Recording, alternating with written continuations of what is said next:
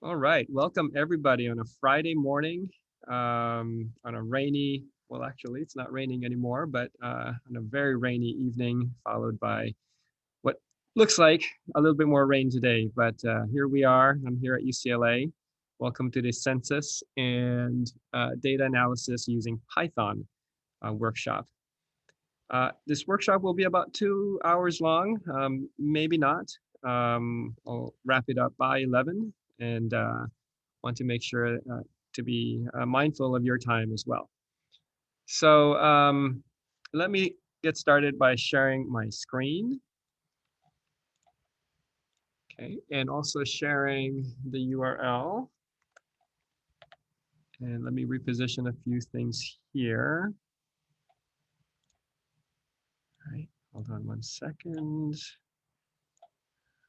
Where's my chat window? There we go. Okay. Great. Let me paste the URL for our workshop material in the chat. So if you could all go to the workshop page, and you should see the same page that I'm showing on my shared screen. And again, let me know if you can't hear me or if something goes wrong, or if you're completely lost. Feel free to enter questions or issues in the chat, or just unmute yourself. I actually like to hear human voices, so I don't mind that at all. All right, so welcome to the census data analysis and mapping with Python. I wanted to actually, before I even start talking about this, have you guys log into the Jupyter Hub. So if you scroll down on this page, you have two options. If you're UCLA affiliated, student, faculty, staff, then please use the first option for the Jupyter Hub. If you're not affiliated with UCLA, please choose the binder link and clicking on this icon below. The binder link might take a little bit more time, but it should launch in about 2 to 3 minutes it might take to actually launch the material. Again, if you're at UCLA, please click on the Jupyter Hub link, and let me show you what you should face. So you should initially get this orange button to log in. So go ahead and click on the orange button, and then you'll get select this provider.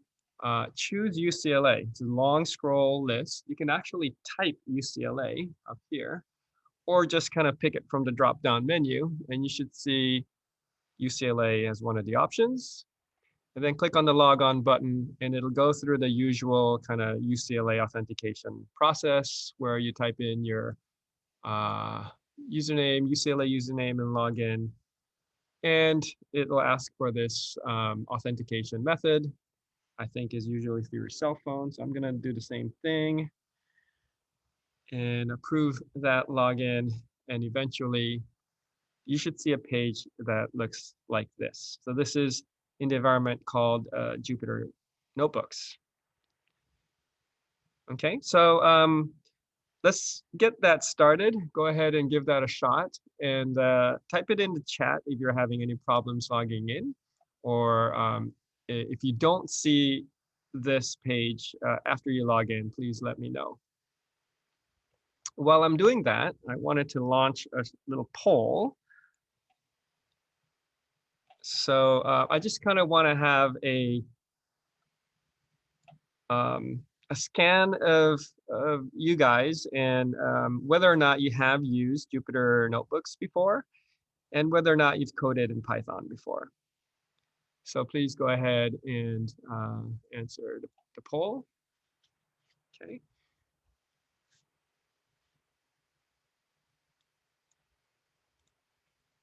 I'm wondering, are you able to see the results in real time? Is it showing up on the screen, or is it just for me to see? I'm not always sure.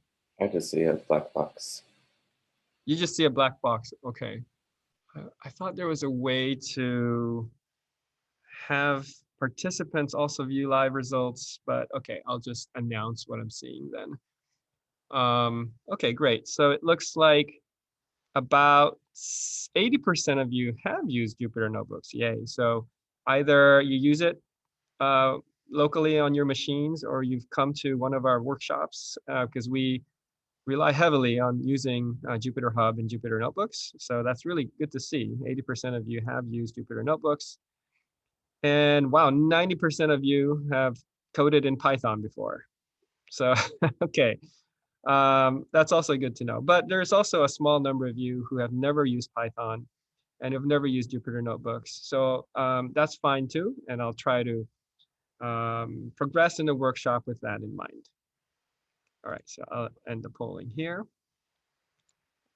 Okay, so if you have this window open, please, let me zoom in a little bit. Go ahead and click on the Python and Census Data Reporter IPyNG file. So IPyNG stands for IPython Notebook, because Jupyter Notebooks used to be called IPython Notebooks.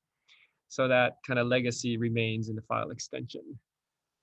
If you have successfully loaded the notebook, you should be faced with a table of contents and an environment that is called Jupyter Notebooks, classic Jupyter Notebooks. Okay, so what I want to get us started with first is kind of getting used to this environment. One thing you'll notice is that a lot of my material is encapsulated in these boxes, and these are cells. But I also have a special feature turned on for slideshow mode. So you're welcome to go to View up in the top left and go to Cell Toolbar and select None. This will get rid of all the boxes in your notebook so that it kind of looks more, it's cleaner. You don't have all these kind of borders all over your notebook. So feel free to go to View, Cell Toolbar. It's not necessary, but if you want, and go to None to kind of make your notebook look cleaner.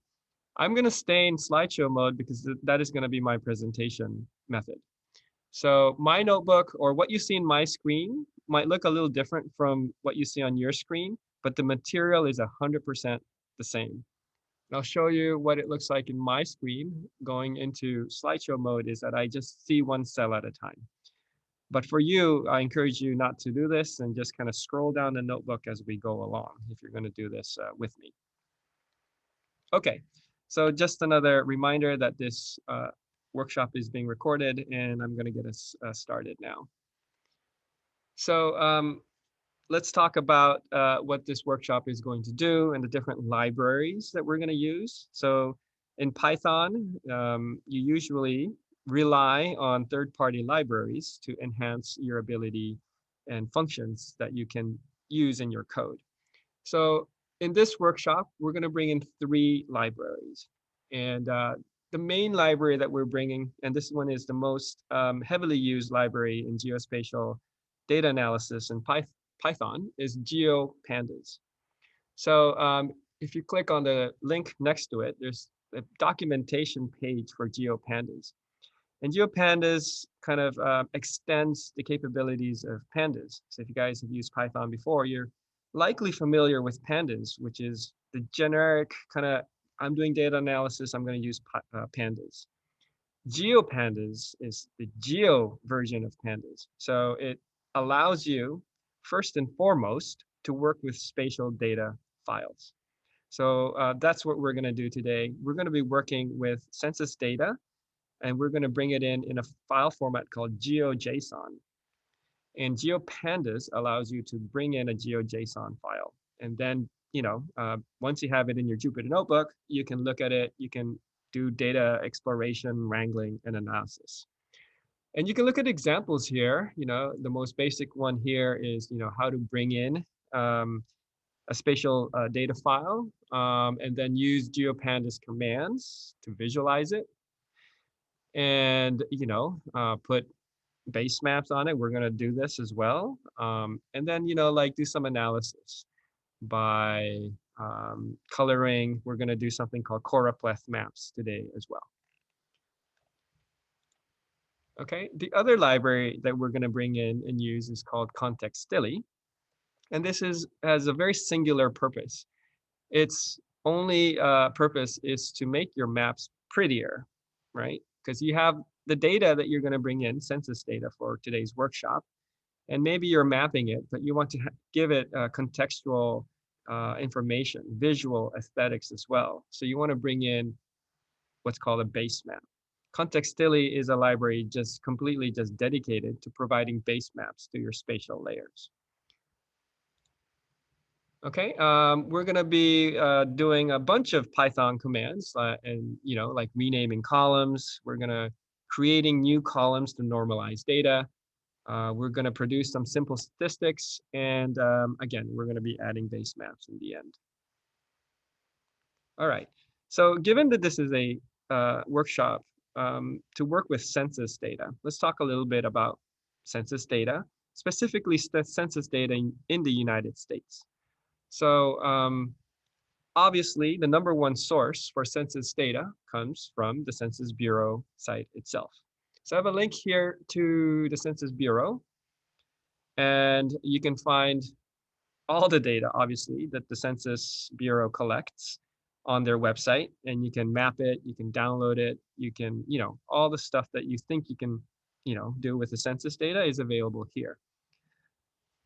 It may not be the easiest site to navigate. It hasn't historically. They've made many adjustments over the years. I've been using their material for, 2.5 decades now. So I'm somewhat familiar with how the census operates, and they've made a lot of roadways to make their information easier to access.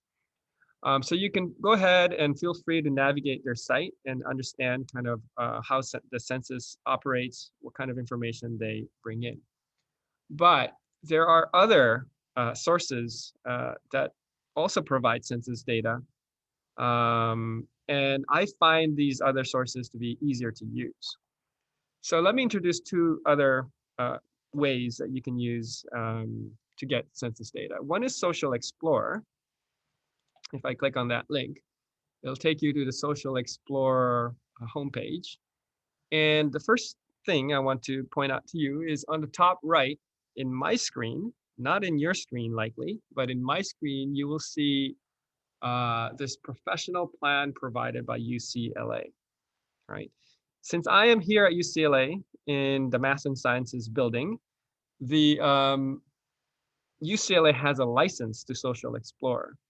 So if you use the UCLA VPN, you have full access to Social Explorer. So as a UCLA affiliated person, you can have the full spectrum of census data from Social Explorer. Let me show you just a quick preview of what Social Explorer provides and some of my favorite features. Obviously, it's premised by visual information. So you have this map of the United States, and you can hover over, it gives you information. You can zoom in, starts at the state level. When you zoom in, it automatically switches to the county level. Again, the hover overs reacts when you move your mouse around. You zoom in further, it automatically switches to census tracts. So this is each census tract in LA and the data provided for that.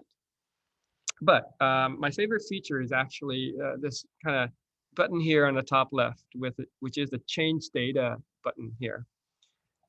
Well, there's a question about UCLA alumni have access to Social Explorer. If you have access to the UCLA VPN, then you have access to the full spectrum. I don't know what they do with alumni. Do they cut you off, ruin online? And if so, then you would not have access to Social Explorer, at least a full version. There's a pricing scheme, and I think they have like a monthly cost, and you'd have to pay for that if you're not affiliated. Okay, so going back to this button here, the Change Data button, to me, is amazing. And that is because you're greeted by this, time bar here. And if I click on Show All Years, it shows every single year that the census has been in existence, okay, starting from 1790. And if you look below here, it shows you all the categories of data that you can find for the highlighted census year. So oftentimes you're kind of like, hey, I'm doing research and I need to look up some census data, but you don't know what census data variables are available for what years. This gives you an instant visual indication of what is available in what year. Because in 2018, you see all these categories of data. There's tons of them, right? And you can drill down by clicking on any one of these: education, housing, the labor force, income, population, race, all that kind of stuff. That's all available in the 2018 ACS survey, American Community Survey. But what if I wanted to do some historical data and you wanted to do something from the 1960s? You'll notice that the number of categories actually decreased because this is dynamic. If I go all the way back to 1790, there are only 7 categories of data that were collected in that census. So again, this gives you an instant, gratifying, and reliable way to figure out what's available in what census year. So that's kind of why I love this resource, just to interrogate what you can find for what census year.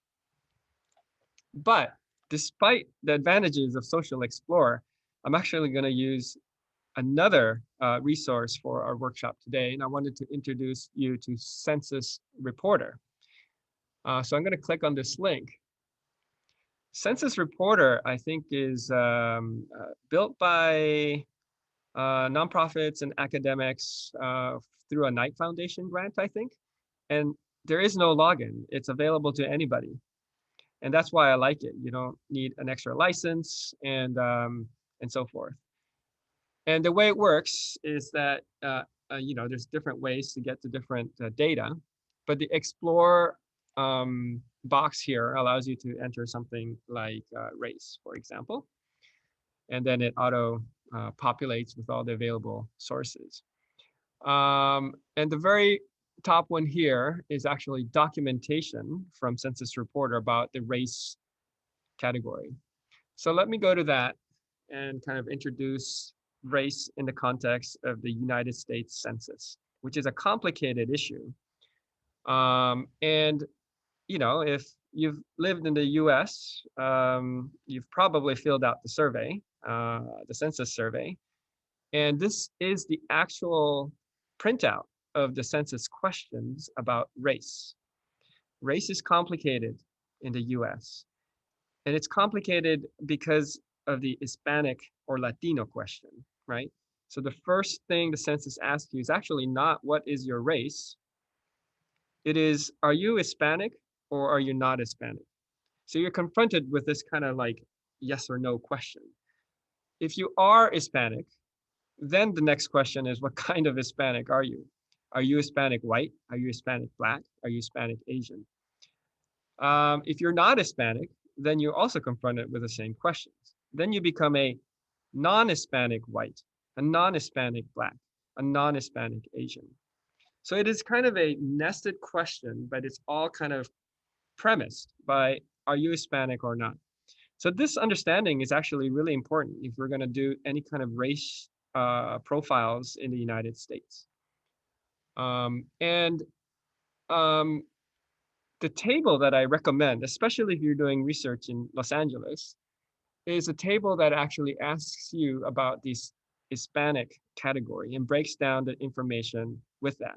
Given that LA is 50% Hispanic, I think it's really important to include the question of whether or not you're Hispanic in any kind of race analysis in LA, or really any big city in the United States. So if you look at the table, right, for, this is the table we're going to look at today, B03002, which doesn't mean anything, but it is the table from the census that asks you whether or not you're Hispanic, and it breaks it down in that sense, right? So you see this listing here, you see the indentation. With any census data, it's important to look at the metadata that it comes with and how it is indented. Total comes first. This is total population. And then it's indented once for non-Hispanic or Latino, and then Hispanic or Latino. They're in the same level, right? That means that Hispanic or Latino plus non-Hispanic or Latino is equal to total. Then it's indented again. Non-Hispanic, Latino, white, black, and so forth. Then if you add these guys up, it will add up to non-Hispanic, Latino. So the indentation and the level that the census data is summarized by is very important to understand, especially when you're going to normalize the data. Okay. All right. So with that background in mind, and let me kind of finish the process. Sorry.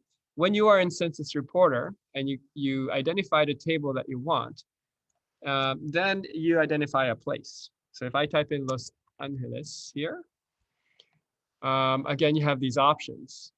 The first one is, do you want Los Angeles, California as a place, right? So basically LA City, or do you want the entire county? For this workshop, I'm going to choose LA County. And when you have LA County, it's initially data simply for all of LA County, one row of data. But you can subdivide on the bottom left here, the data in different boundary files. So we're interested in census tracts. So when you click on census tracts, now you have data for every census tract in LA County. Okay, and let's see, yeah, there we go. So every row in your data represents a census tract now. And on the top right here, you'll see a download data button. That's what's important. You want to go to the download data button, and then it gives you the option to download this data in different formats. And given that this is a GIS workshop as well, the one that I want you to look at is the GeoJSON format. This is a spatial data format. It's in JSON notation, JavaScript object notation, and it's a single file. And that's why I love it. It's a single file. You also have the option to download this as a shapefile. If you're familiar with GIS, you likely have run into shapefiles before. And shapefiles is another format. It's proprietary, but it's widely used because it's an Esri file format. But I love the GeoJSON format. So when you click on GeoJSON, it asks you to download the data as a zip file, and it will contain 2 files in the zip file. Okay. And let me show you what those 2 files are. The data, I have already downloaded it into our Jupyter environment, and it's under the data folder. And these are just the 2 files that it came with. ACS, this is the table number here, 2019 5-year American Community Survey, and it's the B03002 table. And it also comes with metadata. And the metadata kind of looks like this, and we'll cover this a little bit shortly. All right, so all that kind of precursor, but it's important to know where census data comes from, how to find it, how to download it. I've given you 3 options to do that. There's likely other options as well, but I think these are the 3 most popular ways to get census data. Okay, so how do we get census data into our Jupyter Notebook, and how do we begin to analyze it? So first, let's bring in some libraries. If you're new to the Jupyter Notebook environment, please know that you can highlight a cell. So when a cell is highlighted, in this case, it gives me a box around it. It has a blue bar next to it, which means it's highlighted. You can also edit a cell. If I click inside the cell, the cursor shows up, and I can edit this cell. And then the bar on the left turns from blue to green. That means you're in edit mode. If you click outside in this space here again, it turns back to blue. It means the cell is highlighted. Okay. When you have a highlighted cell, you can do Shift and Enter to run that cell. So if I have this code cell here, and I Shift and Enter, it'll run the cell. And the indicator that tells me whether or not the cell has run is this in square brackets button. And if you see a number in it, that means the cell has run. The number only indicates the order by which you have run that cell in your current session. So I can run this cell again. I can highlight it and Shift Enter again, and you'll notice that my in number is now number 2. That indicates that I've run, this is the second cell I've run, although it's also the first one. Okay. So now that I've run the libraries and I didn't see any errors, that tells you that the 3 libraries that we're going to use today have been imported and brought into our notebook. So now all of a sudden our notebook is empowered by the ability to use all the functions that come with GeoPandas, Contextili, and the PyPlot library from Matplotlib. Okay, so let's talk about data. And the data that we're going to use today is in a GeoJSON format. And this is, again, a popular format. And the reason I like it is because it's an open standard. So here's the documentation about what a GeoJSON file is all about. Open standard means that it's supported by the open source community. And basically what it is, it's data in this format, JavaScript object notation. And what it can produce are points, lines, and polygons. And they're examples of how the data is structured to produce each one of these. Okay. And just briefly, I want to provide you with a really cool resource called geojson.io, which allows you to visualize and author your own GeoJSON files. So let me see if that loads. Sometimes GeoJSON is, I don't know what server it's on, but it's a little slow to react.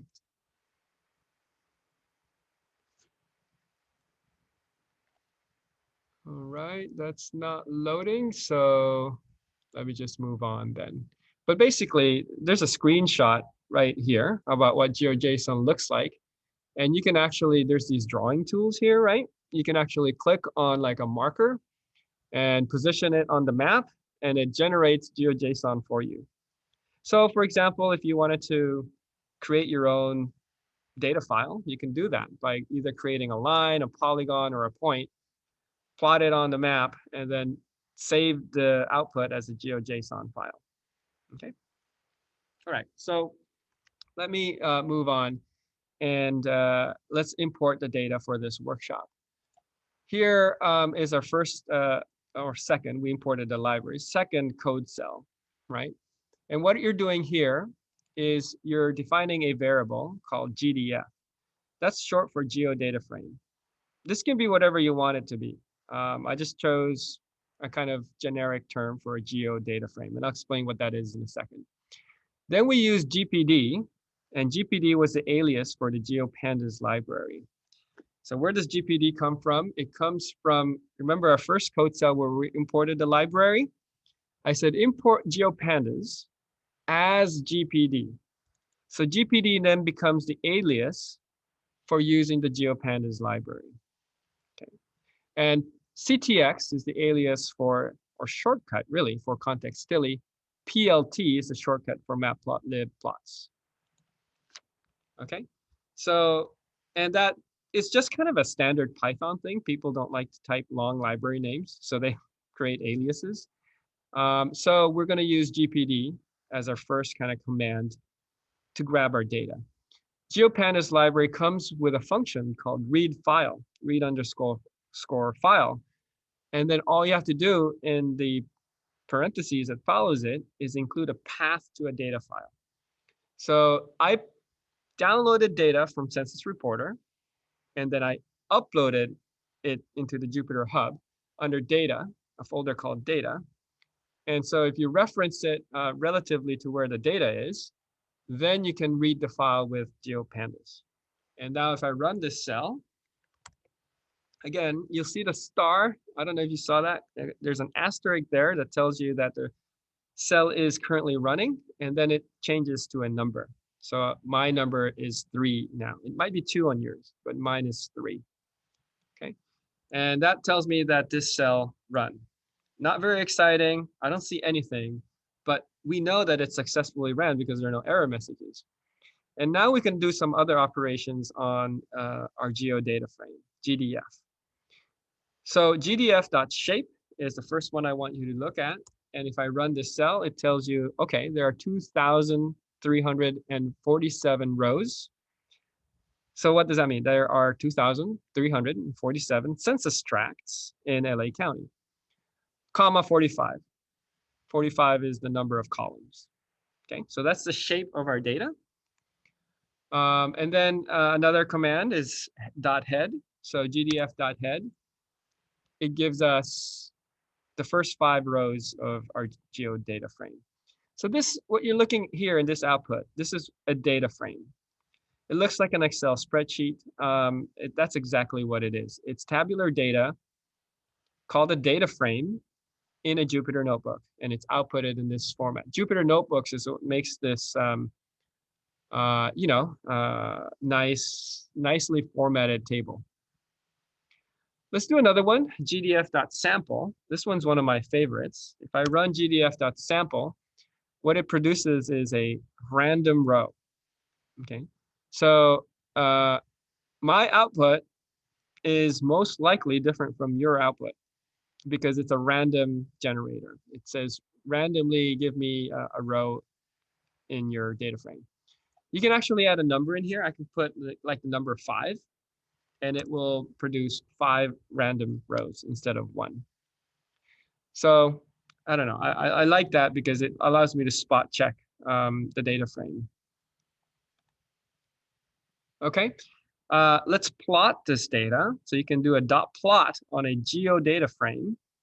And when you do that, it actually produces a visual plot because this is a geospatial file, right? It's a GeoJSON. It's a file of census tract in LA County with data in it.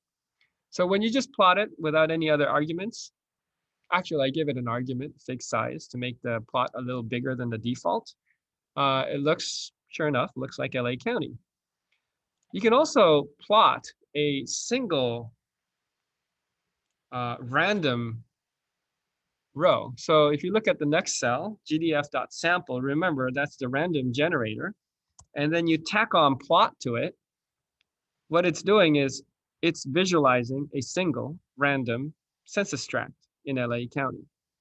So I can run the cell over and over again because I'm curious, and I can continuously generate different shapes from your data. It's fun, isn't it? So Control Shift instead of Shift click. Control Shift actually keeps you in that cell when you run the cell.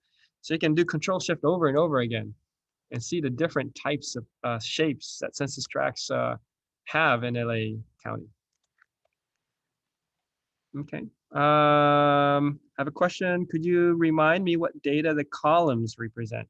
Yes, thank you for that question. We're going to look at the columns in a lot of detail shortly. So right now, yeah, we're only looking at what a row represents, which is a census tract, but we're going to go into the columns. Okay, actually, next. Okay, so data types. Whenever you work with any kind of tabular data in Python or in SQL or in databases, knowing what data type you're working with is really, really important.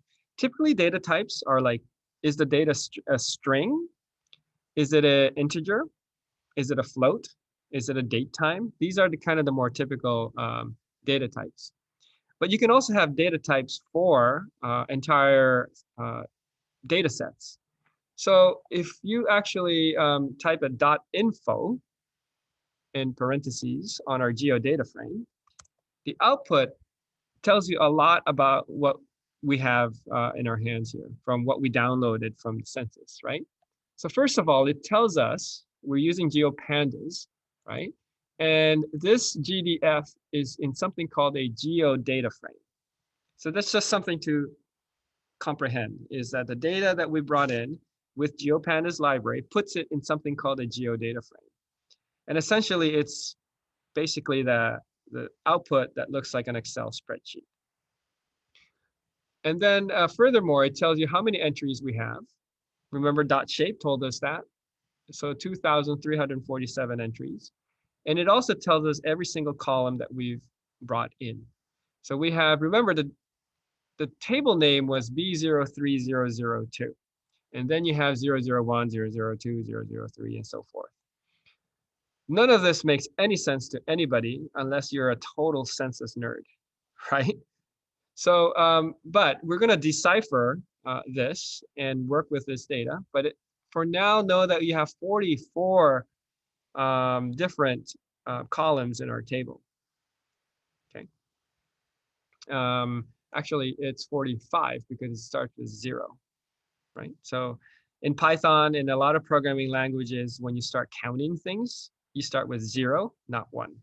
So we have 45 columns here. And the last thing I wanted you to look at is important is the non-null count.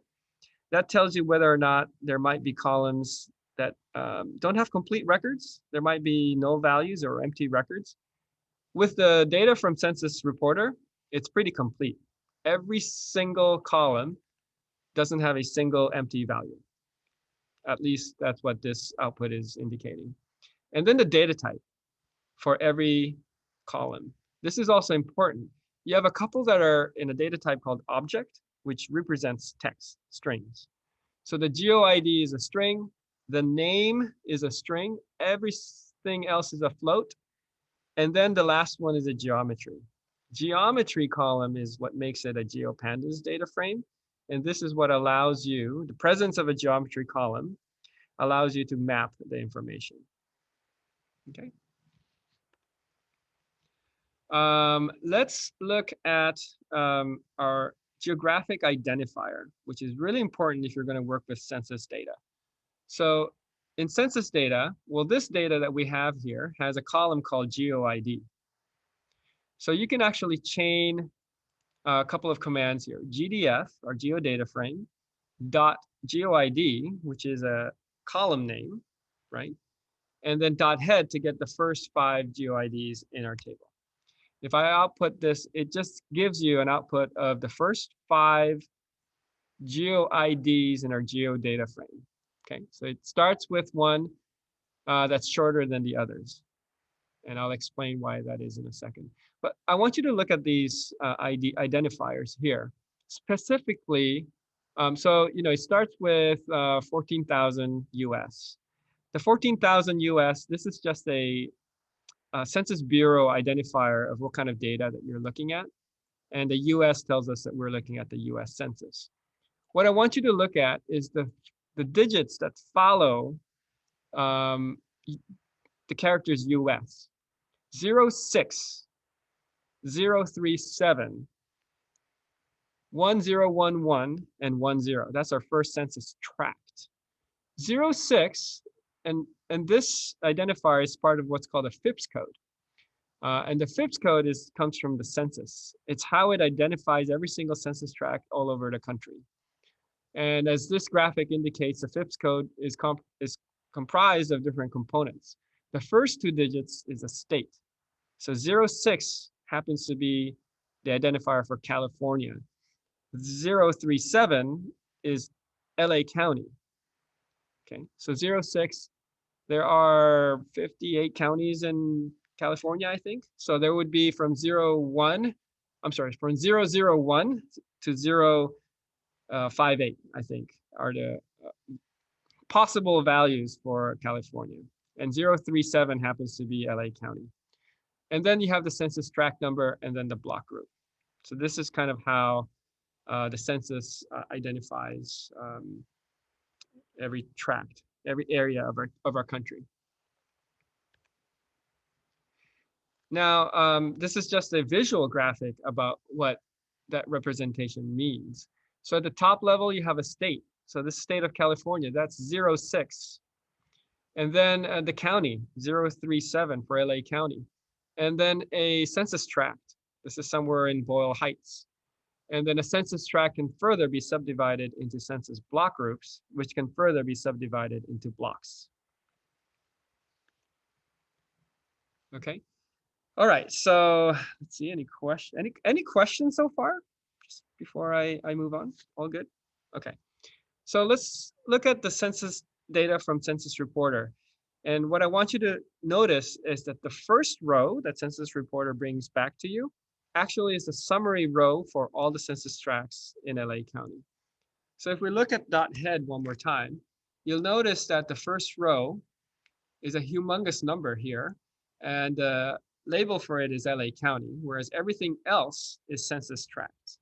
So when you bring in data from Census Reporter, you're going to have a row that summarizes all your data, which is fine. But if you're going to do data analysis and statistical outputs over the entire table, this is problematic. So we want to delete that row. And look at this row. This first column here is 001, which actually represents total population. So that tells you that the total population of LA County is 10 million people. So 10 million people live in LA County. That's what this is telling me. Okay. But we need to delete that row. So we're going to use the drop command, right? So here is gdf.drop command, and we're going to give it the ID for that row in a list, which is 0. And we're going to redefine our GDF, our geodata frame, by dropping that row. So when I run this command and I look at my head again, you'll notice that the LA County row has been deleted. Okay. Okay. Now we have all these columns, B0, 3, 0, all this columns that mean absolutely nothing to any of us. So how do we make sense of what's what in our table? So we'll go back to this metadata.json file that also came when you download the data from Census Reporter to make sense of all the different columns. So here, let me zoom in. Here it tells us that these are the column names, and these are the variable names for them. So B001 is the total population, 02 is non-Hispanic or Latino. And remember that initial graphic that I was showing you from Census Reporter and the indentation and the levels? Well, it tells you what the indentation level is. So here's indentation level 1, non-Hispanic Latino, and the other only record that has the number 1 in it is Hispanic or Latino. So that tells you that Hispanic or Latino plus non-Hispanic or Latino will equal the total. Okay. So this is really important for us to understand what type of data we're dealing with.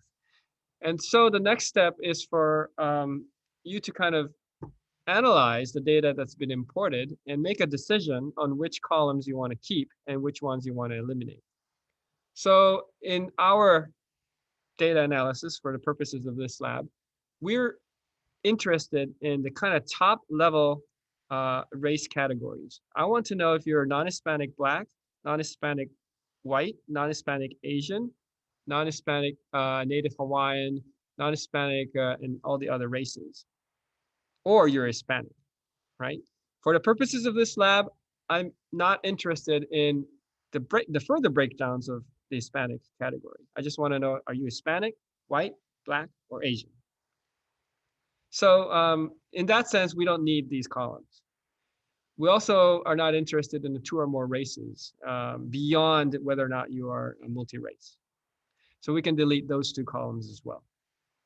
So this is what I determined for this particular project. So the next step is to kind of clean up our data so that we only have what we need. So let's look at what columns we have. And if you run list and the geodata frame in the brackets, it spits out all the columns in your table. So these are all the columns in my table. And these are, I'm going to create a variable called columns to keep. And this is a list. In Python, a list starts with a square bracket.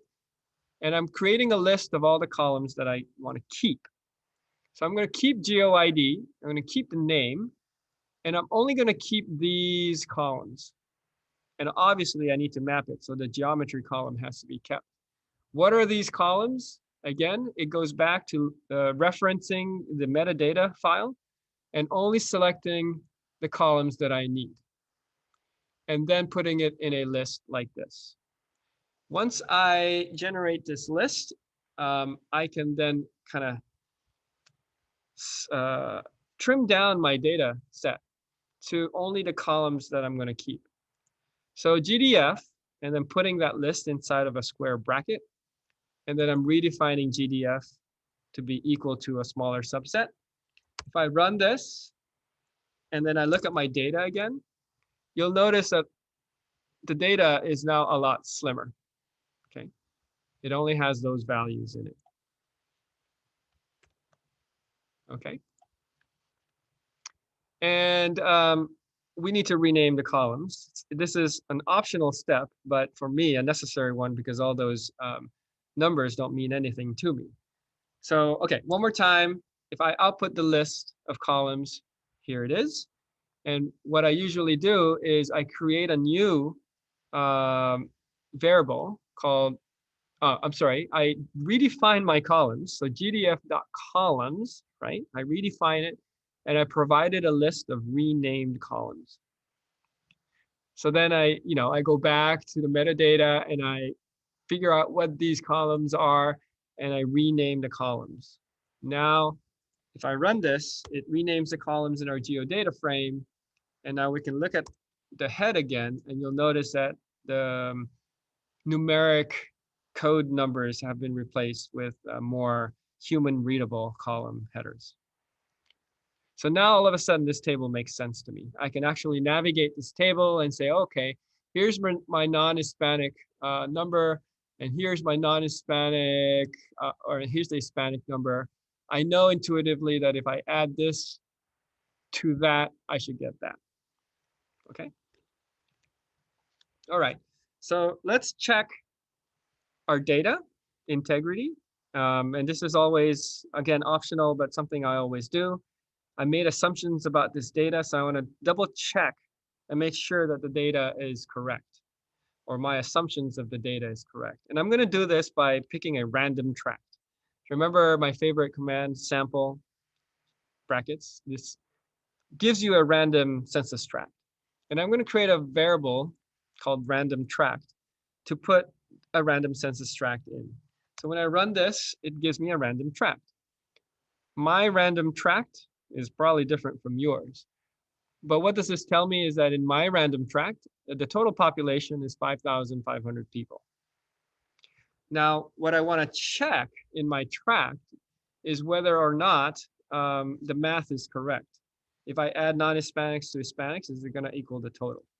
And I'm going to use a method called .iloc, which is a Python command to grab certain cells in your data frame. Okay, so it subsets your data to actually grab specific cells or subset of cells in your data frame.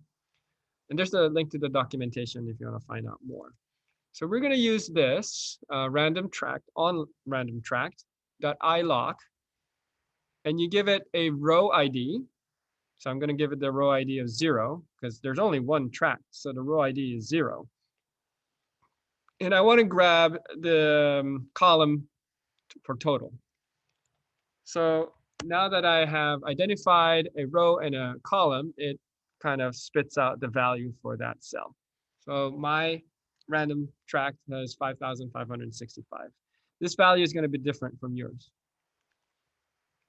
And then I can print out different things. So I want to check what the total population is. So I'm going to print out total population is equal to, and this is just the same thing as the previous cell, but I'm just printing it in kind of human readable format. Total population is 5,565. Now I want to check, is non-Hispanic plus Hispanic equal to the total? So then I string together the math here, right? Random tract for non-Hispanic, random tract for Hispanic. Is that going to equal my total population? So I just want to double check with you guys as well. This number that's outputted here should equal that number that's been outputted there. And this is just a little double check on some other parameters. All the non-Hispanic variables here, plus the Hispanic variable should also equal the total. So I'm going to double check that. And that number is consistent throughout. Okay. All right. Any questions so far? All good? Okay. All right. So moving on, let's do some simple stats and plots. Let's look at our total population column. So here's our total population. Notice the syntax here, GDF. square brackets, and the name of the column header, total, and then a dot head. This will give us the first 5 records for total population in our data frame. So this tells you, like, on average, and this is how the Census Bureau identifies census tracts. On average, a census tract has about 4,000 people in them. And whenever a census tract gets overpopulated, in the next census, they make a decision to actually redistrict, and that census tract gets broken down into 2 separate census tracts. But on average, it's usually about 4,000 or 5,000 people per census tract. So let's look at some very simple stats. You can, for a single column, if it's numeric, you can do some statistics, like what's the average? So in LA County, the average number of people in a census tract is 4,300 people. What is the median? It's almost the same, actually. So they're maybe not, the outliers aren't influencing our data that much. So the median is also 4,200. But there's a more useful command, .describe, that spits out a whole bunch of stats. So when I do .describe, it tells you a little bit more about that column. The count is 2,346. That's the number of records.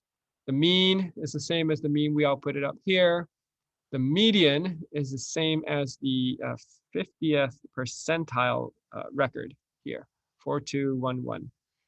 So this just indicates, different statistical outputs for that column.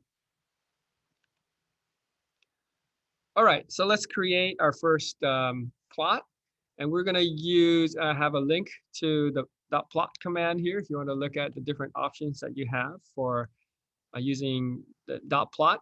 So you can plot line charts and all kinds of nifty stuff here, bar graphs, stacked bar charts, and all kinds of things. But we're going to do some very simple plotting here. So we're going to start with our total population column. And if we plot it as a histogram, so notice the syntax here. There's a column, .plot, .histogram. And when you output this, your output should look like this. So it's kind of like, a bell curve, a histogram of our data. Now, you can provide arguments to this plot. So for example, I can make the plot bigger. So I can give it something called a figure size, and give it some numbers that make the plot wider and taller, 12,5. And I can increase the number of bins.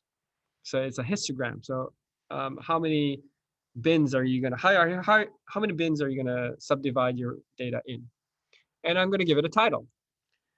So all of a sudden, our data looks actually quite different. It looks a lot snazzier, and it has a title. And you know what? This is publishable, right? I can right-click on this graphic and copy it and paste it into a report, right? Because it's clean, it's informative. This is the distribution of census tracts in LA County based on their population. So we have a couple of outliers here on the right. So there's, a number of census tracts that have more than 10,000 people in it, but predominantly it revolves around the 4,000 mark. And then we have this spike here on the left. Does anybody want to venture and guess what that big spike is out here on the left? Any thoughts? No. No.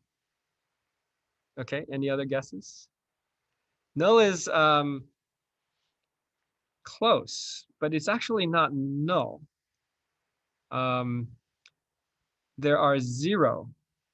So 0 would be different from null.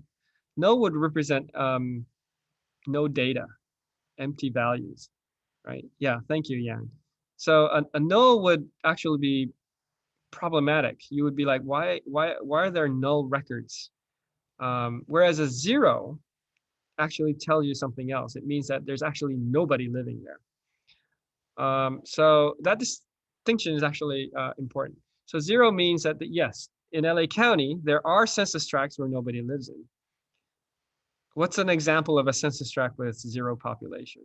What's the most obvious one? Anybody want to guess?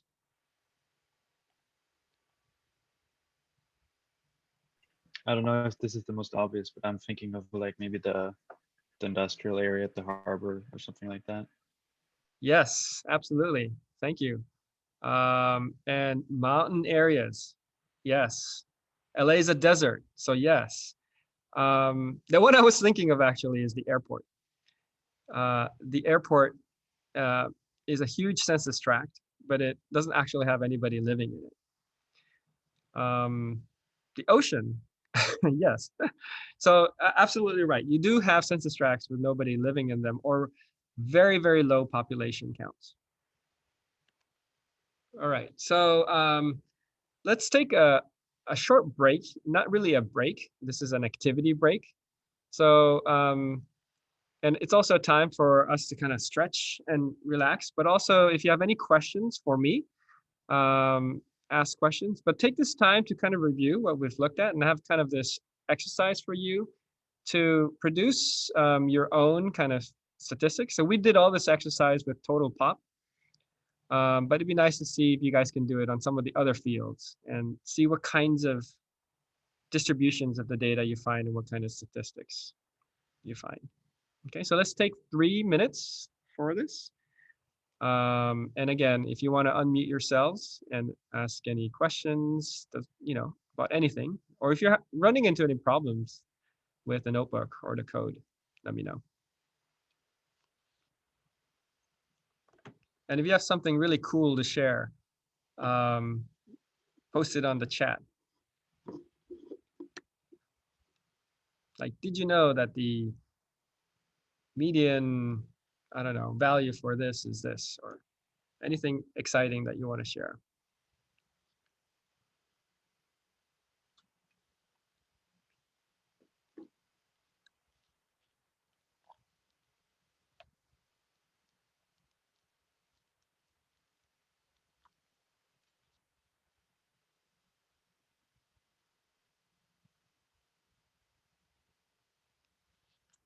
Nobody has any questions? Are you sure?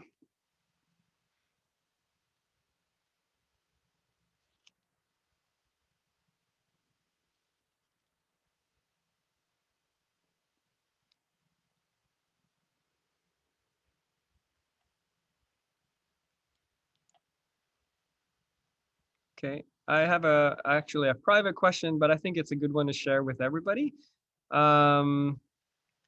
Do you have any good recommendations for books that are easy to understand for Python for beginners? That's a really good question. There are all kinds of books. You can go to O'Reilly, for example, and find books on Python and learn Python. We have a couple of Python workshops on our YouTube channel, so you can look up IDRE, EDRE, and YouTube, and you'll find our kind of workshop series on Python. I tend to think I hate learning coding for the sake of learning to code. So to me, learning how to code or program is always better when I have a data set that I'm working with that I'm really passionate about. So typically I learn through doing, but otherwise, I would recommend some of the O'Reilly books.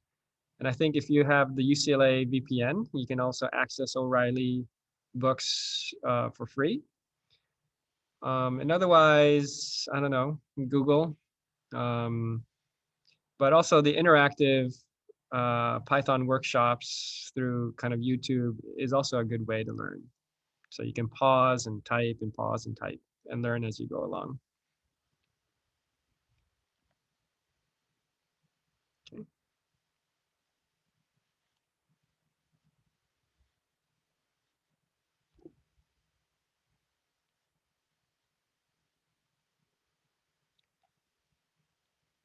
All right, let's carry on. there are no other questions, are you sure? Okay. Okay, let's carry on. So did anybody find anything exciting they want to share?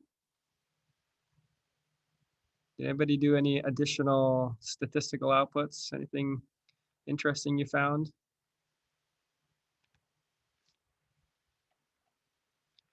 All right. Okay. Let's move on. So let's talk a couple of different operations that we can do with the data.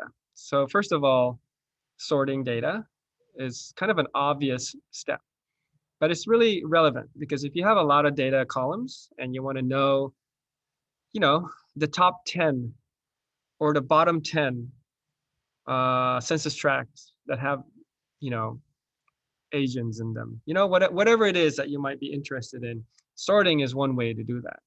Querying is another way to do that. But let's look at the simple way, which is sorting. So here's the link to the official documentation of a function called sort_values. So you can look, and this is the pandas page for, finding all sorts of all the different operations. There's a ton of them, right? So you're never going to remember them. So you're always going to have to refer to the documentation. And what I love about it is that they usually include examples. So I look at the examples and I can reproduce some of the steps with my own data. So we have our GDF and we want to sort the values, right? So dot sort values. So hopefully for you who are just starting out with Python, you're starting to get the idea of how Python code operates, right? You start with some object or a data frame, and then you apply an operation to it with a dot and then the function call. So in this case, GDF.sort values, and then you have parentheses. And then inside the parentheses, you give it arguments. And the arguments are specific things that you want to do with that function, right? So this sort values function accepts these arguments. So you can say, I want to sort value by what column? Oh, by total column, right? And I want to sort it in which direction. So we want to have the most at the top and the least at the bottom. So that's kind of reverse of what usually sorting does. So we can give it the ascending is equal to false. All right. So we do this and we put it in a new variable called GDF sort. And once we have a new variable, we can do a dot head on it. Now I'm being fancy here, but I also wanted to introduce you how to subset the data by columns. So I can say GDF sorted, our new variable, and I can give it a list. So this is like, you're wondering like, why are there two square brackets here, right? It's because I'm providing a list of column names I want to show inside the square brackets. And that's why you have like these double square brackets. It's because there's a list inside of the square brackets. So I just want to see two columns, GeoID and total. And then I apply a head, and then I apply a 10 inside the head. So I get 10 rows instead of the default that is 5. So, there's different operations to look at different slices of the data. So all of a sudden, we have just a small slice of the data, but these are the 10 most populated census tracts in LA County. So, there are 6 census tracts that have 10,000 people or more in them. Okay. And you can kind of chain together different things like, where are these 10 census tracts in LA County? So you can actually apply a dot plot on that. And then you actually produce a map. I don't know how meaningful this is, but this is a map of the 10 most populated census tracts in LA County. Probably not meaningful at all because it doesn't have any context, right? And the XY axis represents the latitude and longitude coordinates. Okay. We can play with it a little bit more and say, you know what, I want to show the 1,000 census tracts that are mostly populated. Make the size a little bigger than the default. And now I'm adding a new argument here. I'm introducing you to column. And column basically prioritizes a column. So we're saying the total population is what I want to look at. And I want to color it And CMAP represents a color map. And I want to use a color code called plasma. And I want to add a legend. So when I output this, it produces, again, something that is not useful in a publishable report. But this is the top 1,000 census tracts in LA County in terms of population. And this is a legend that shows you the color coding by the total population. Okay. And what does the code look like if you want to sort by multiple levels? Oh, that's a great question. I'm not sure what the syntax is. My guess is that you can provide the sort by in multiple. I'm not sure actually. I'd have to look that one up. But my guess would be that you should be able to provide multiple values in the sort values argument. Yeah, thanks for that question. I'll look that one up. Okay. Oh, okay. Another comment that the median area. Oh, interesting. I never thought of that. The median area. So you're looking at the square area of an square kilometer. Very nice. Very nice. Okay. Okay, so in sake of time, I'm going to skip this one. So we'll just move forward. And let's talk a little bit more about filtering and subsetting data. So we looked at sorting as one way, but now let's look at how to query the data for specific things in the data that might be of interest. So, you know, we have census data, so we might be interested in figuring out something like which census tract have more than 75% a certain population group. So how do you do that? So we're going to use the square bracket notation, which is very, very powerful. We've used it to subset the data in terms of only show us a certain number of columns, but you can actually add a query within the square brackets to subset the data based on that query. So here's an example. So we have our geodata frame, square brackets, and inside the geodata frame, we have a query. So I'm going to ask the geodata frame for show me all the values in the total column that are equal to 0. The equal sign here is a double equal sign. And this represents to ascertain whether or not this value is true or not. A single equal sign is when you want to actually replace a value with another value. So notice that difference there, right? A single equal sign is used to, you want to create a variable, you want to override a value of a variable, a single equal sign. Double equal sign is just, it compares two things and returns whether or not that operation is true or not. So we're going to run this and it produces a subset of our data based on the query that's inside of it. Okay. Now, let's put that result, that subset. In other words, what are the census tracts with 0 populations in its own variable called GDF no pop. Okay, and then I can run operations on my subset of data. So I can say print, there are 19 census tracts with no people in them, right? So, I do a couple of operations on the data. Len is for length. So it's just how many rows are there in the data. And then I convert that result, which is an integer, into a string. So I'm chaining different commands. And I put it in a string because the print command, when you combine string with a string, you can't combine an integer with a string. So I convert the result into a string. Okay. So 19 census tracts in LA County have no people in them. And I can output the data in this way. So these are those records with 0 people in them. All right, so the next thing we're going to do is we're going to normalize our data. So far we've been working with census data, total number of people. right? So why is that problematic?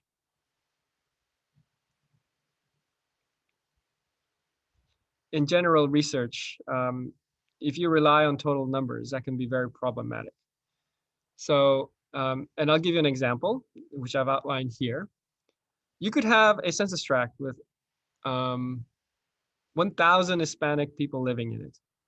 And you could have another census tract with only 100 Hispanics living in it. And then you could come up with a conclusion that says, hey, that first census tract is predominantly Hispanic. But is that true? It's likely true, but it's not necessarily true, because that first census tract might have a total population of 2,000, and the second census tract might have a total population of 10,000 people. I'm sorry, the second census tract might have a total population of 200 people, very small number of people. So then one census tract is 10% Hispanic, and the other one is actually 50% Hispanic. So you come up with this issue where total numbers don't necessarily represent a good representation of that census tract. To deal with that problem, we normalize data. So we're going to normalize our data so that we have a percent of total count. So let's create new columns for percent totals. So we're going to, first of all, output our columns. So here's all our columns that we currently have. And we're going to create new columns. So in Pandas and Python, in order to create a new column, we're going to say GDF, square brackets, and then we're going to have a new value that doesn't exist in our headers. This indicates immediately that, oh, that doesn't exist, so I'm going to create that column. Okay, and then we're going to equal that to an actual formula here. So we're going to say percent non-Hispanic is equal to non-Hispanic divided by the total population times 100. Okay, does that make sense? And we're going to repeat that for percent Hispanic is equal to Hispanic divided by total times 100. Okay, so when we run this, and then we output a sample here, then you'll notice all the way on the right here, we now have two new columns. So we have percent non-Hispanic and percent Hispanic. And one more time, I'm going to do a spot check here. So I'm going to check and see these two numbers should equal to 100%, right? So you just kind of look at these numbers and make sure that that is correct.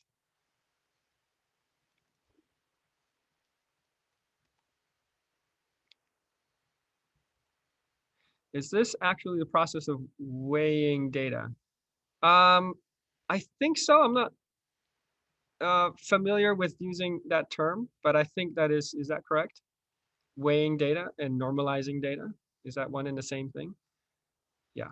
So if it is, yes. Sorry, I'm not familiar with using that term in this sense.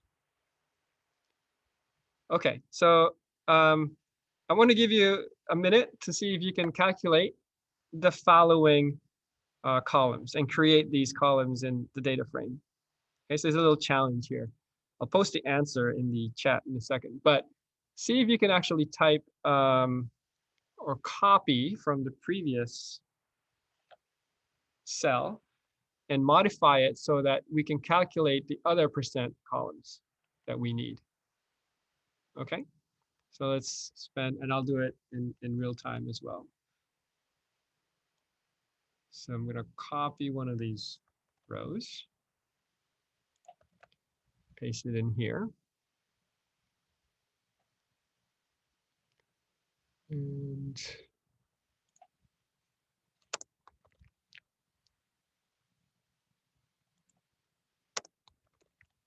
okay.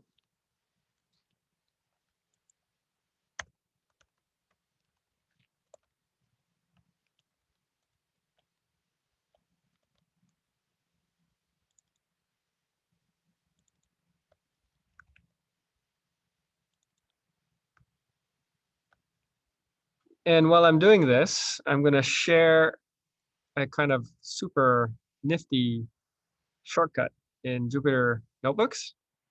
You can actually, if you click on inside the cell and you control or command, if you're in a Mac, control click somewhere else, you'll have 2 cursors, double cursor active at the same time. So then you can kind of, you know, select multiple things inside the cell. I can type in multiple places at the same time. Pretty cool, huh? Okay. I'm going to continue my operation here.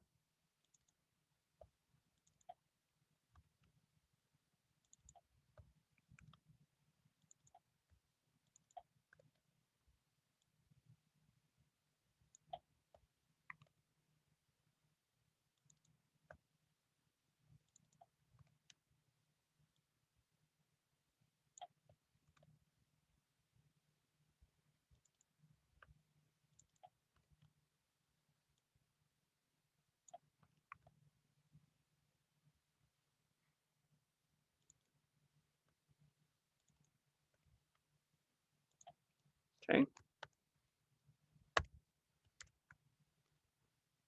All right. So I'm just going to put the answer in the chat, but maybe some of you were able to work this out as well.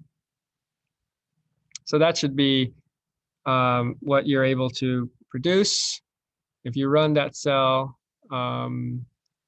and let me just double check my work, gdf.head.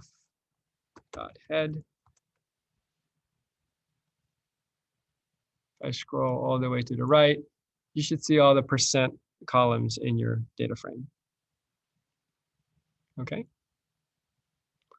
Okay, so we've done all this work. We have about half an hour left, and we're going to produce maps. So now is the fun part. We did all this, and this is really typical. Whenever you work with data to eventually map the information, there's such a huge amount of time spent in finding the data, downloading the data, cleaning the data up, normalizing the data, preparing the data and information so that you can finally produce some stunning maps for it.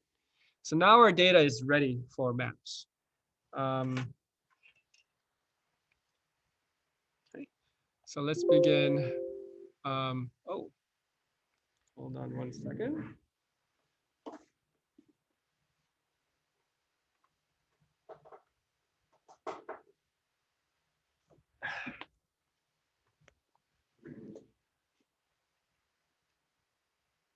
Sorry about that. My laptop was not plugged in, so it almost died on us. But all right, great. Okay, so maps. I love maps. Maps are visual. They're beautiful.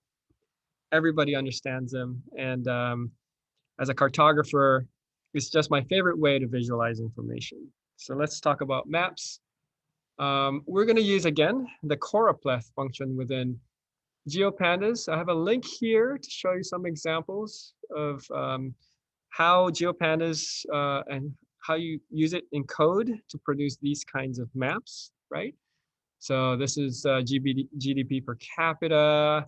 You can add legends. We did this earlier as well. But all these examples about choosing colors and so forth. And we're going to use something called map classify to break our data up in different buckets, basically, right? So we did the dot describe, which basically is a quantile. So a quantile is a good way to break down your data, and so that every bucket has equal number of records in them. But there's all different kinds of ways to break down your data and this map classify library gives you all the different operations options that you can actually type in to break your data up in different ways. Okay, so we're going to use natural breaks is one of them right here. a statistical formula to break down your data, quantiles, and I think equal interval is what we're going to look at. Okay, so let's plot our data. So we have gdf.plot, we give it a size, and we give it a column. This is what makes it into the Choropleth map, the colored map. And we're going to choose % Hispanic, which we just created, our % column. We're going to give it a legend, and we're going to give it the scheme, which is natural breaks. And when we run that, you come up with a beautiful map of LA County. And the the default color code, the lighter colors in yellow represent the highest values. Okay. And you see the legend here. This indicates the percentage of people living in those census tracts being Hispanic. Right? So you can see the area southeast of downtown is predominantly Hispanic. We have an area here in the valley, right above the Santa Monica Mountains, that are also predominantly Hispanic. We can also, instead of natural breaks, break down the data in different ways. So if you use equal interval, right, you look at the breakdown, it's very evenly distributed, right, from 0 to 100%, and 0 to 20, 20, 40, right? So that's what equal interval does. Regardless of how the data is broken down, it ignores that curve of the data, and it just plots it based on an equal distribution of the data. Quantiles, which is what .describe did, it also breaks down the data in different buckets, and each one of these buckets will have equal number of census tracts in them. That's exactly what a quantile does. Okay. All right, so we can use subplots, which is also one of my favorite Python things, to do side-by-side maps. And the syntax is a little bit more advanced. So I have the links to the help for it's a matplotlib. It's the third library that we're bringing in. And subplots allows you to build, you know, these plots where you have like comparative data, either side by side, top to bottom. Doesn't have to be 2, it can be 4, 3, any number of plots. You can apply in the same kind of canvas, right? And then produce multiple things in one output. So let's do that with our maps. And so this is a kind of our big code cell to produce 2 maps side by side. Let me explain this a little bit. The first argument here is to create this kind of the canvas. I'll call it a canvas, right? Of plots. And the operation is that we begin by a fig, comma, axs. So fig ax is basically a figure and axis, which is equal to the plot. And this is the library that we're going to use, matplotlib, dot subplots. That's a function that we're going to do to create our subplots. And we give it 2 numbers, 1 and 2.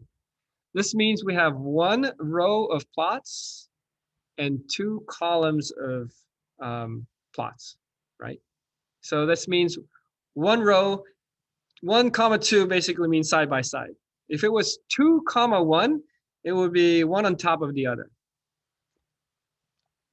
If it's 1 comma 5, you're going to have 5 plots right next to each other.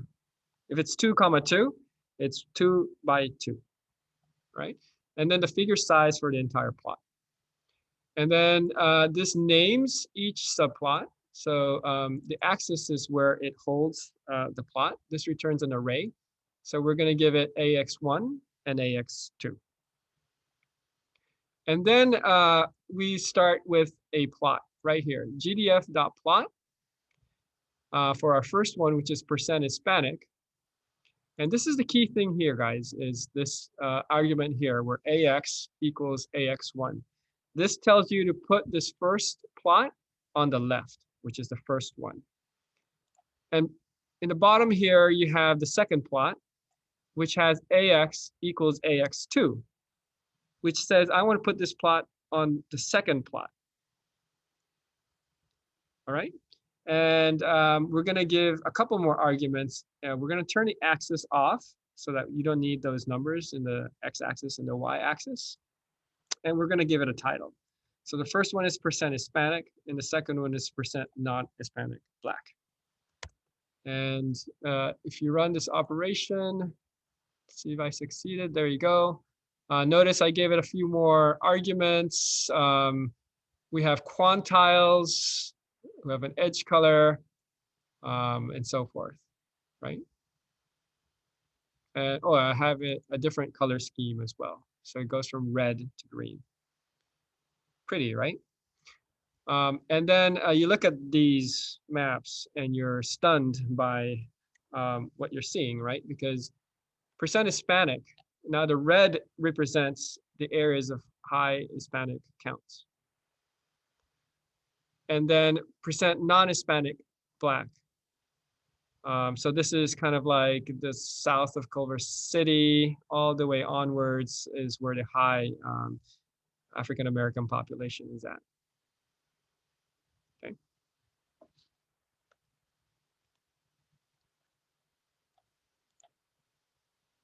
Right, any comments or questions so far? All good? Moving forward? All right, so let's see. You know what? Let me move on because we're almost done, and then I'll take a break for questions and comments. Okay. So additional kind of mapping operations, you might want to, and this is also very typical, identify only areas in LA County that fit a certain criteria. So not the top 10 or the top 20. We want to know which census tracts in LA are 80% or more Hispanic. So that's a very telling operation, right? So I can subset the data, again, with the square brackets, the query inside the square brackets, right? And you can do equal, but you can also do greater than and less than operations. So this, now we created this column for normalized, right? % Hispanic, and we can say, only show me the census tracts that are more than 80% Hispanic. And we can plot that. So again, there's a lot of chained operations here. Well, I think I changed that to 90. Okay, fine. Where are 90% or more Hispanics census tracts in LA County? And it gives you that map. Okay, but let's give it, I'm gonna skip that as well. Let's give it more context, right? So we'll add a base map to our map outputs. And adding a base map, we're gonna use the context.tili library. And this is the documentation about how to add a base map. So you can refer to the documentation, but I'm gonna go ahead and introduce you through the steps of how to do this. The very first thing is that you have to re-project your data into a projection called Web Mercator. And the code for Web Mercator is EPSG 3857. Now, all this may mean absolutely nothing to you, but the backstory, okay, so I think I have, right, of projections, understanding projections is actually kind of important. So I want you to kind of look at this graphic here, okay? And our data currently is in something called a geographic coordinate system. It's decimal degrees, latitude and longitude. I know you guys have worked or heard of latitude and longitude before. And on the left, that green dot represents 40 degrees west and 40 degrees north. So these are angular measurements from the center of the Earth. So this line that I'm kind of pointing at here, that's the prime meridian, and that is the latitude line for 0. And then you go west, and that first line represents 20 degrees west. The second line represents another 20 degrees west. So that point here is 40 degrees west of the prime meridian. And then you have the latitude lines, right, which is the north-south lines. So this line here is the equator. 20 degrees north of the equator, 20 degrees more north is 40 degrees. That's why this is 40, 40. And then all the way to the North Pole is 90 degrees north. So these are, again, angular measurements. If you continue to the west here, you'll fall to California. California is 120 degrees west of the prime meridian. So that's a longitude value. And it's 40 degrees north of the equator. So that's how you, and you can provide decimal degree points anywhere on the planet in this kind of notion. But what we're interested in is in measurements in a projected coordinate system, which flattens the Earth, right? So if you want to measure things in meters or in feet, you have to flatten the Earth in some way.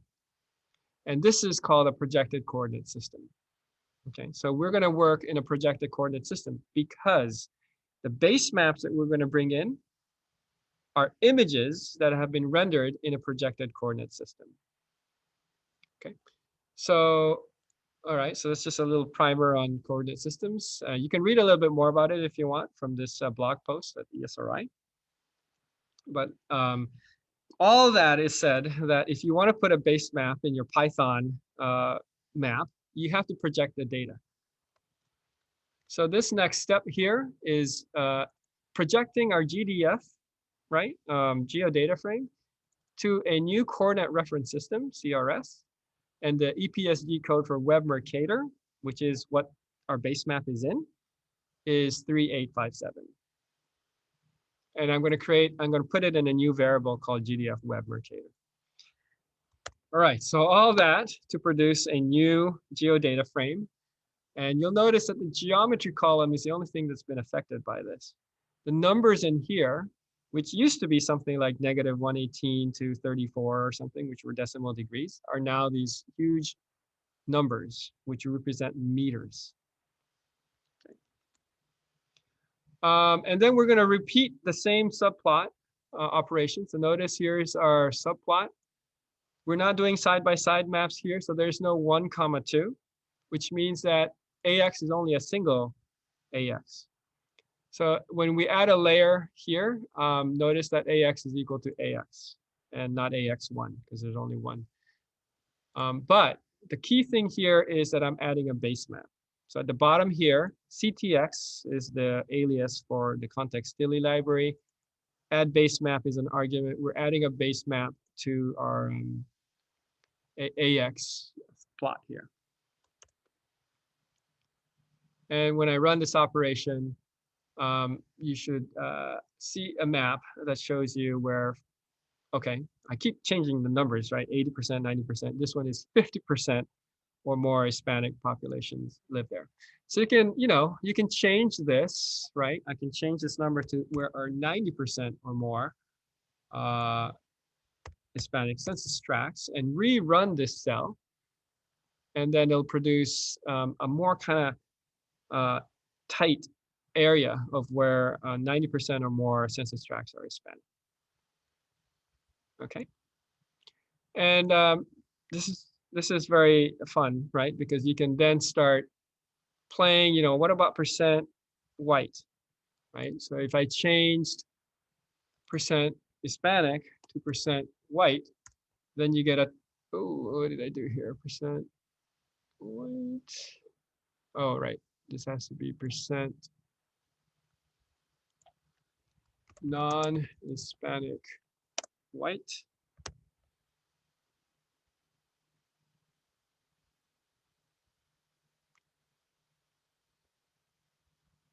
Oh, look at that. That's fascinating. Not many predominantly white. What about 80%? Is that going to return? Yeah, that's a little bit, right? All the, mountainous coastal areas, Malibu, are predominantly white. Okay, so I think, yeah, I think that concludes my material for the day. So I just kind of want to ask you guys how you're doing. All good? and open it up for discussions, questions, talk about how this might be relevant for your research. And feel, I'm sticking around. So if you have any questions about what was covered today, how might this be applied for your line of work, and so forth, I'm very happy to. Or how might you do something else? Let me know. Feel free to unmute yourself or type it in the chat.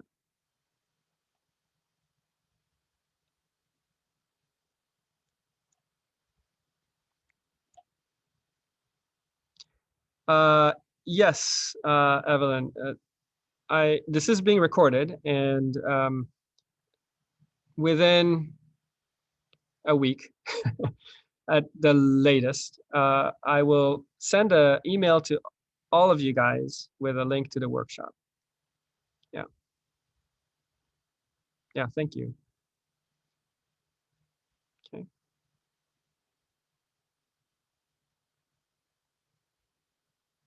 Thank you.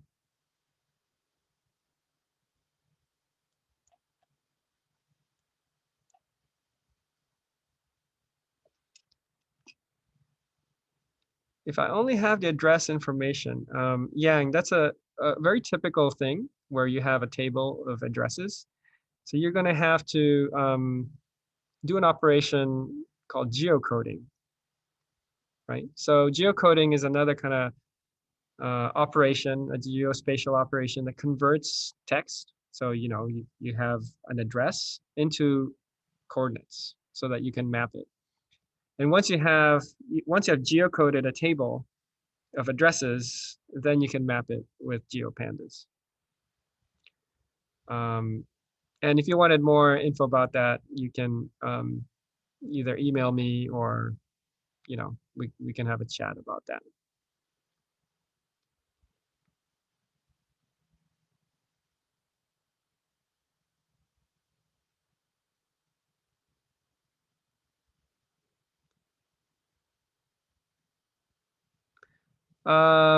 Unchita, okay, that's great info. I'll look into that. I should also mention, for any operation, there's usually like 5 or 6 or 10 different ways to do the same thing, and that's a very Python thing. So if you look up, say on Stack Overflow or something, on how do I do this, you're going to come up with 100 answers to it. So, but I'm always curious to know if there's more efficient ways. Usually I pick the method that I think is best to be understood by everybody in a setting. But there's always different ways to do that. I'll look into that, Inchita, so thank you for that. The Web Mercator projection. There are tons of projections. So certain projections prioritize specific areas of the world. So if you work in Los Angeles, you're going to have projections that are very specific only to LA. So typically, UTM is another very widely used projection. And the UTM projection covers the entire planet, but you have like UTM sections that are specific to areas.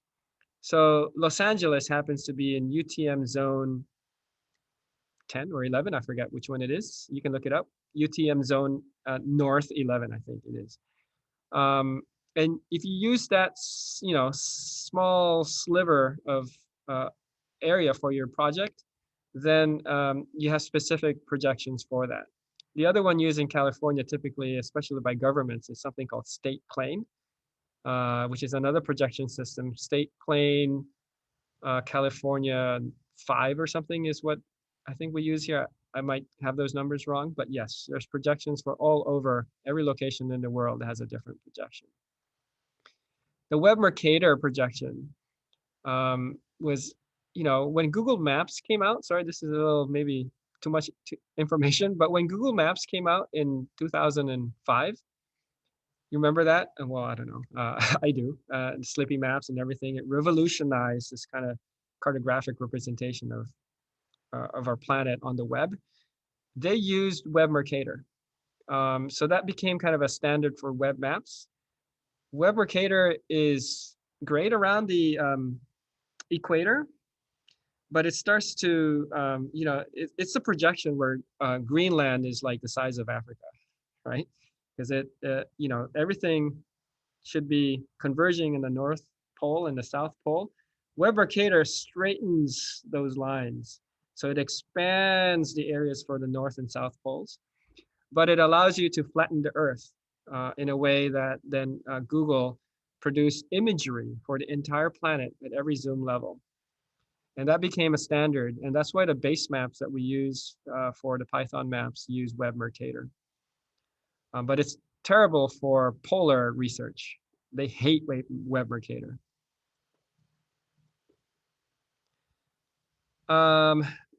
Evelyn, Python and ArcGIS. ArcGIS is actually largely written in Python. So when you look at the documentation from Arc products and ArcGIS, all the geospatial functions that underlie the GUI in ArcGIS are written in Python. And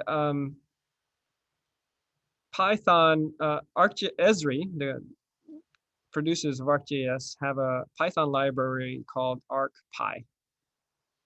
So if you have an Esri license, you can import ArcPy and then run all these spatial operations with the Esri spatial library. So everything that you can do with ArcGIS, you can do it in Python in code.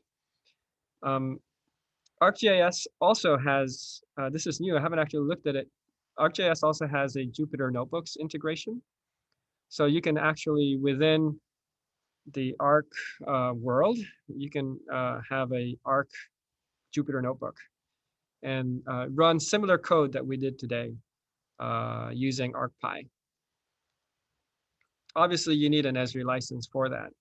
And typically, I try to avoid workshops that require proprietary software because I think it's great to have this knowledge of open source so that when you leave the university, maybe you're in a nonprofit, can't afford a $10,000 Esri license, then it's great to know that you can do these things with open source applications.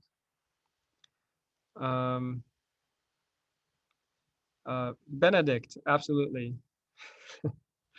You have my email from the workshop, so Great, thank you. yeah, I look forward to hearing from you. Let me see. Unchita, am I pronouncing that right? Is that your name or your nickname? Know how much about geographic blocks? Voting districts. Man, I wish I was more knowledgeable about that. I don't know actually. I have friends who do like voting research. I'll have to ask them. So sorry, I don't know whether the voting blocks correspond to the census boundaries.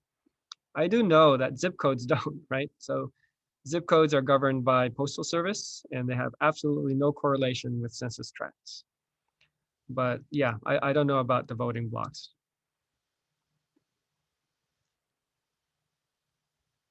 Yeah, any other comments or just want to chat or unmute yourselves and feel free to introduce yourself or call it a day. I know I ended a little early, so I'm happy to stick around. Benedict, what department are you in or what? Let me actually stop the recording first. Hold on a second.